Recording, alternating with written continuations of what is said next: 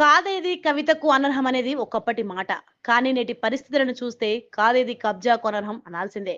ప్రభుత్వ ఆస్తులను కాపాడాల్సిన అధికారులు సహకరించాలే గాని పార్కులు, చెరువులు, కుంటలు, నాలాలు, రోడ్లే కాదు చివరికి శ్మశానాలను కూడా కబ్జా చేసి అక్రమ నిర్మాణాలను చేపడుతున్నారు. అధికారుల అండదండలతో కబ్జా రాయలు రెచ్చిపోతున్నారు. ఇక వివరాల్లోకి వెళ్తే బడంగ్పేట మున్సిపాలిటీ పరిధిలోని శ్రీ వెంకటేశ్వర కాలనీలో సుమారు 1100 గజాల స్థలాన్ని పార్క్ ఏరియాగా వదిలిపెట్టారు. ఈ స్థలంలో పార్కును అభివృద్ధి చేయాలని లేఅవుట్ లో స్పష్టంగా పేర్కొన్నారు. దీంతో ఈ స్థలం చుట్టూ ప్రహారీని కూడా నిర్మించారు.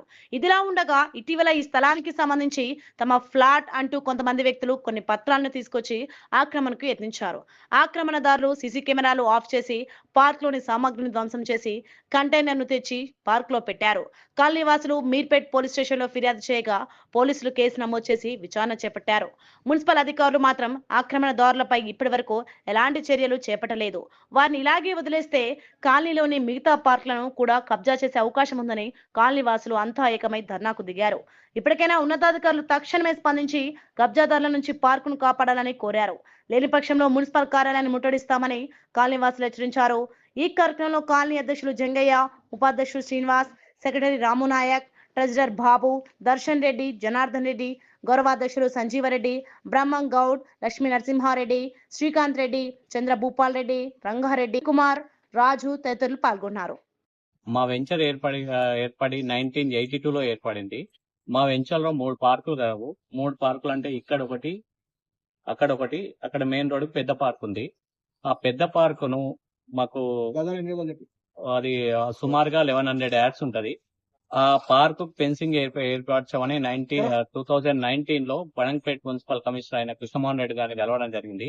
ఆయన ఏం చేసిందంటే 3 పార్కులను ఫైండ్ అవుట్ చేసి 3 పార్కులలో గవర్నమెంట్ బోర్డును పెట్టి ఫెన్సింగ్ గవర్నమెంట్ ఫండ్స్ ఉన్నప్పుడు తర్వాత ఏర్పాటు చేస్తానని బోర్డు పెట్టేసిండు. బోర్డు పెట్టేసిన తర్వాత ఒక 2 days కు ఏనుగు శ్రీకాంత్ రెడ్డి అని ఇది మా స్థలం అని వచ్చి బోర్డు తొలగించిండు. తొలగిస్తే మళ్ళీ మేము పోయి కమిషనర్ గారిని కలిస్తే ఆయన మీర్పేట్ పోలీస్ స్టేషన్ లో కంప్లైంట్ ఇచ్చి ఆయన మీద ఎఫ్ఐఆర్ బుక్ చేసి కోర్టుకు సరెండర్ చేస్తే ఆయన తెలియక వచ్చినా అని ఒప్పుకొని వదిలేసి వెళ్ళిపోయిన తర్వాత అది అట్లనే కంటిన్యూ అవుతుంది.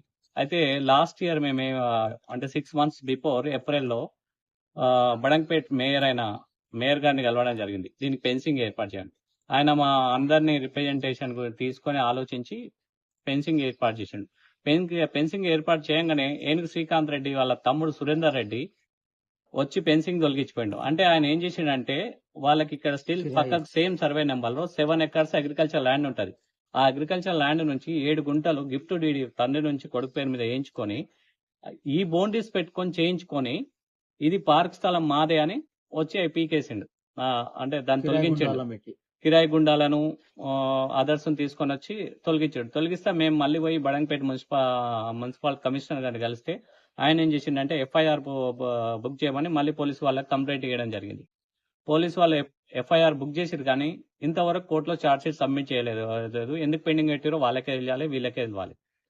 తర్వాత మళ్ళీ బడంగ్పేట మున్సిపల్ కమిషనర్ గారు వచ్చి మళ్ళీ ఫెన్సింగ్ ఏర్పాటు చేసి అక్కడ చెట్లు పెట్టి పిల్లలు ఆడుకునే ఎక్విప్మెంట్స్ కాలనీ నుంచి కొన్ని పెట్టేసి బెంచీలు వేసి పెట్టినాం. పెట్టిన తర్వాత ఆ మున్సిపల్ కమిషనర్ గారు ఎప్పుడైతే ట్రాన్స్ఫర్ అవగానే ఆయన ప్లేస్ లో కొత్త కమిషనర్ గారు వచ్చిర్రు.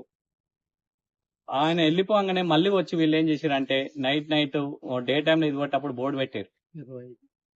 మా 25వ తారీఖు నాడు బోర్డు పెట్టి 25వ తారీఖు నాడు మిడ్ నైట్ లో వచ్చి మా ఎక్విప్మెంట్స్ అన్ని తీసుకెళ్లి వేరే ఖాళీ ప్లేస్ లో పడేసేసి కంటైనర్ తీసుకొచ్చి పెట్టారు. ఖాళీలో ఉన్న సీసీ కెమెరాలు కూడా బ్లాక్ చేసేసి వచ్చి కంటైనర్ పెట్టారు.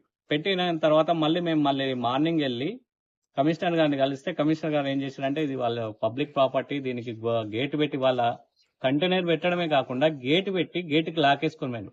అంటే ఒక కాలనీ పార్కుకు దౌర్జన్యంగా వచ్చి సీసీ కెమెరాలు క్లోజ్ చేసేసి కంటైనర్ పెట్టి గేటుకి లాకేసుకుని పోయారు మేడం అని తనకు చెప్తే తను ఏం చేసిందంటే మళ్ళీ ఇన్వెస్టిగేషన్ చేసి మళ్ళీ పోలీసు వాళ్లకు 27th రోజు కంప్లైంట్ ఇవ్వడం జరిగింది. వాళ్ళు ఇప్పటి వరకు ఎఫ్ఐఆర్ మళ్ళీ కూడా బుక్ చేయలేదు. అట్లా మళ్ళీ పెండింగ్ లో ఉంది. సో మా రిక్వెస్ట్ ఏంటంటే వాళ్ళ మీద సీరియస్ యాక్షన్ తీసుకొని సీసీ కెమెరాలు వాళ్ళు అనాథరైజ్డ్ పవర్ కనెక్షన్ తీసుకొని అక్కడ సీసీ కెమెరాలు కూడా ఏర్పాటు చేశారు. సొసైటీ పర్మిషన్ లేకుండా మా కాలనీలో వచ్చి సీసీ కెమెరాలు పెట్టి మళ్ళీ గేటు పెట్టి మా పార్క్ లో కంటైనర్ పెట్టిండ్రు కనుక వీటిని సీరియస్ యాక్షన్ తీసుకొని వాళ్ళ కంటైనర్ తొలగించేసి మాకు సరైన న్యాయం చేయించగలరని మీడియా ద్వారా మిమ్మల్ని కోరుకుంటున్నాం. కాలనీ వాసుని ఈ మేము 2011లో ఇందులో వెంచర్ లో ప్లాట్ తీసుకున్నాము.